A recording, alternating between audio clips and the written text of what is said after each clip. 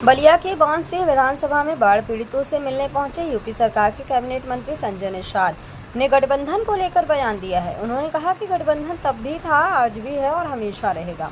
कुछ लोग गठबंधन में बाधा उत्पन्न करने की कोशिश कर रहे हैं, लेकिन सरकार ने इसे संज्ञान में ले लिया है और उनके खिलाफ कार्रवाई की जाएगी। वहीं गठबंधन के सवाल पर संजय निषाद ने कहा कि भाजपा के साथ गठबंधन में हैं और आगे भी बने रहेंगे। उन्होंने कहा, हम कल भी भाजपा के साथ थे, आज भी हैं, उनके साथ हैं और कल भी रहेंगे। संजय निषाद ने कहा कि भारतीय जनता पार्टी के विचारधारा से उनका गठबंधन है और वह हमेशा से इसके साथ रहे हैं। उन्होंने कहा, त्रेता से हैं, मोदी हैं तो मुमकिन है, योगी से हैं तो मुमकिन है। बिहार चुनाव को लेकर संजय निषाद ने बिहार चुनाव पर कहा कि वहां भी गंगा पुत्रों की दशा खराब है। उन्होंने कहा कि बंगाल में जब अनुसूचित जाति की सूची बनी थी तब निषाद समुदाय को शामिल किया गया था, लेकिन जब बिहार अलग हुआ तो उनके साथ अन्याय हो गया और उनकी सूची गायब कर दी गई। उन्होंने कहा कि बिहार के लोगों को भी संवैधानिक अधिकार मिलना चाहिए। दर्द उनका बांटने के लिए आया हूँ। जी, गठबंधन को लेकर क्या कहेंगे आप? गठबंधन तब भी था, आज भी है, हमेशा रहेगा।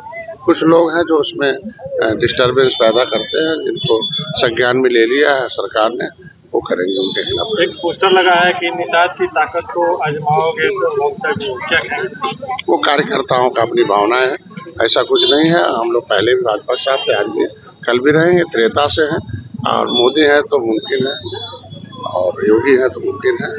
हम लोग योगी, मोदी, अमित शाह और योगी जी के भारतीय जनता पार्टी के विचारधारा से हम लोगों का गठबंधन। जी, देखा जाए कि बिहार चुनाव है इस समय और प्रकाश राज बिहार में वहाँ निषादों, क्या आप भी लड़ेंगे?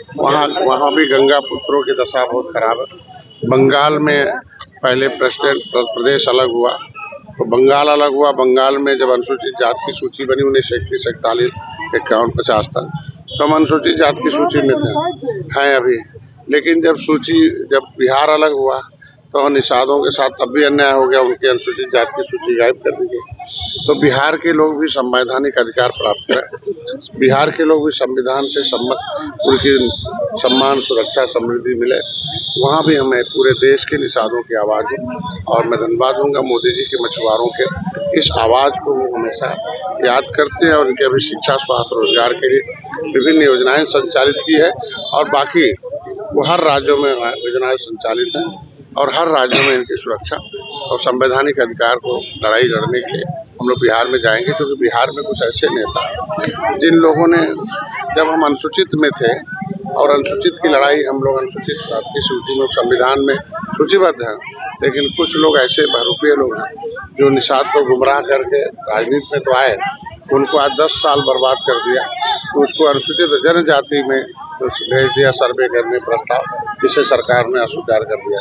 तो हम जो सही मायने में संविधान में उसका प्रस्ताव जाना चाहिए, न कि गलत जाना चाहिए। तो बिहार के जनता के लोग भी अपनी आवाज़ बने, अपनी लड़ाई लड़ें। ये केवल हम मार्गदर्शक हैं, उस मार्गदर्शन में हम बिहार भी जाएंगे। मंत्री जी, आज आपके विधायक जो है उनके आवास पे लखनऊ में धरना प्रदर्शन हुआ है। सपा का उनकी 16 साल की बस लड़की जो भी धरना दिया उसके बारे में ही बताएगा और जिसके खिलाफ धरना हो रहा है उसके लिए वो बयान दे। बाकी कोई भी काम लोकतांत्रिक ढंग से होना चाहिए, बस।